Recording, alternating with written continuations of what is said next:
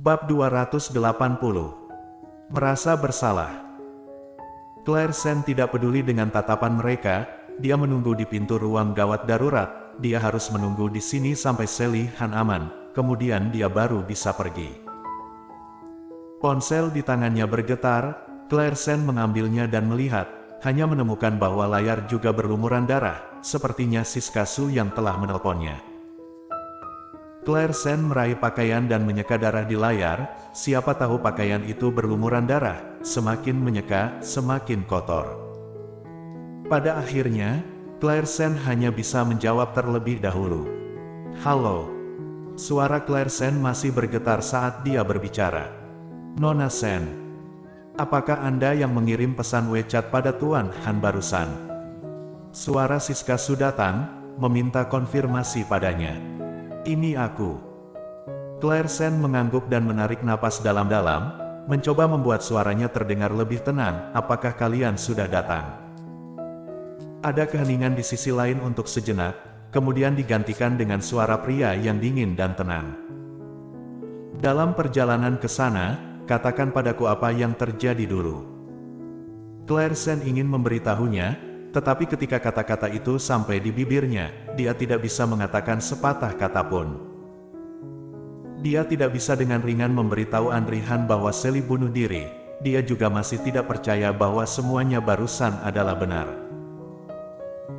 Memikirkan hal ini, dia menutup matanya dan berkata dengan lelah, kalian akan tahu saat sudah datang ke sini. Aku tidak akan berbohong pada kalian, aku akan menunggu kalian di pintu ruang gawat darurat. Setelah selesai berbicara, tidak menunggu pihak lain bertanya lagi, Claire Sen langsung menutup telepon. Tut tut tut. Nada sibuk dari telepon membuat Andri Han mengerutkan kening. Siskasu yang duduk di samping menatapnya dengan bingung, Tuan Han.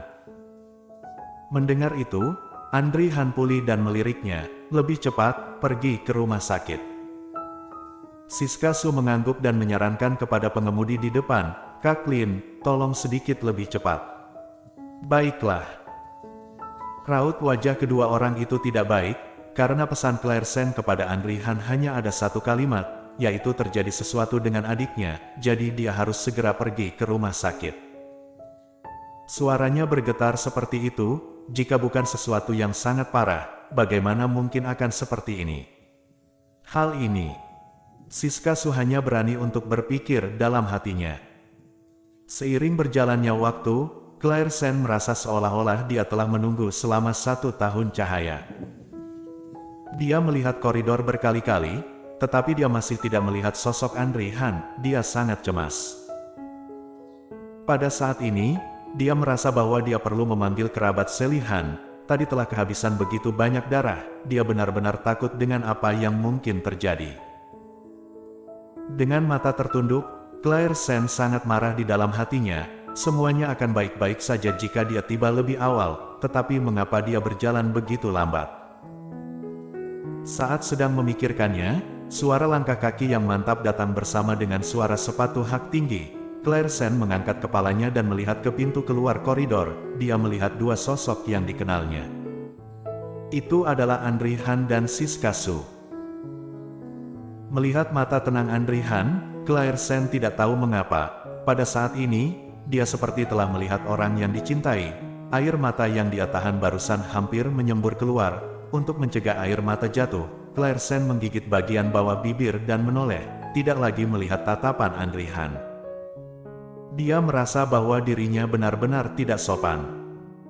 Itu jelas kakak Sally Han, tapi kenapa dia selalu menganggapnya sebagai kakak laki-lakinya? Jika Sally mengetahuinya, pasti akan mengolok-oloknya.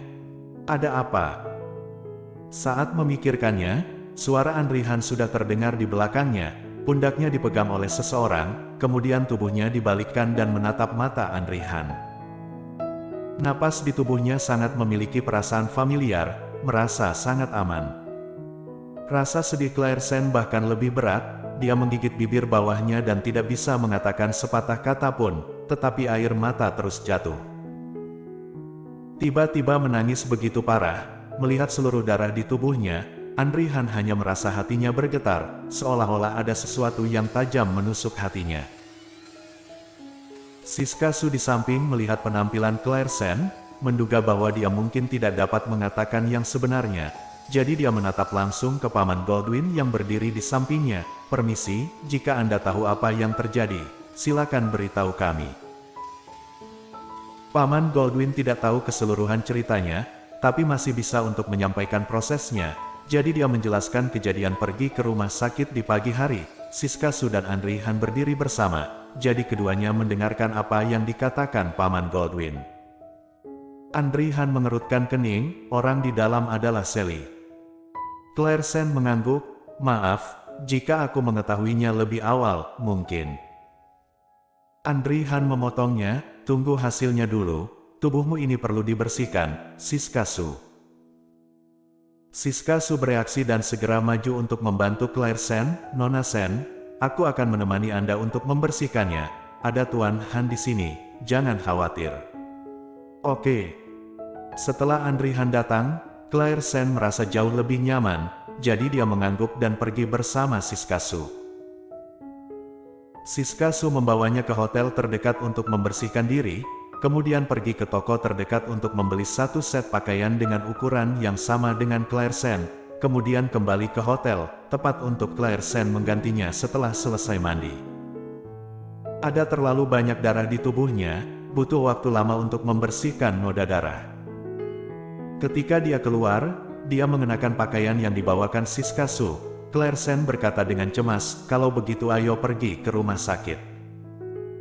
"Nona Sen jangan khawatir, aku sudah menghubungi Tuan Han tadi. Sekarang Nona Han masih menjalani perawatan darurat.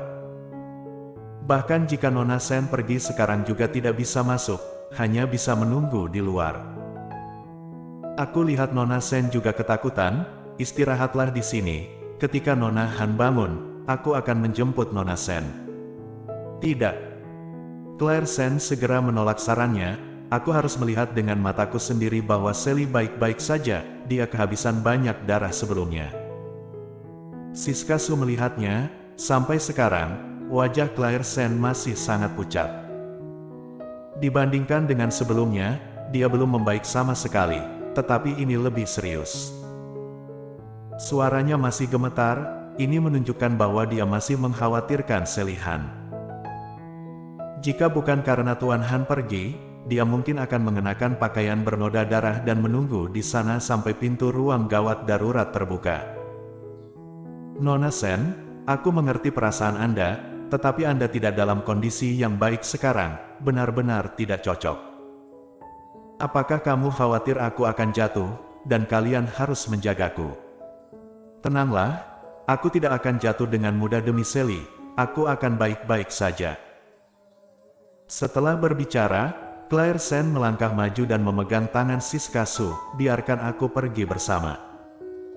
Siskasu masih ragu-ragu, tapi mata Claire Sen sudah dipenuhi dengan tekad.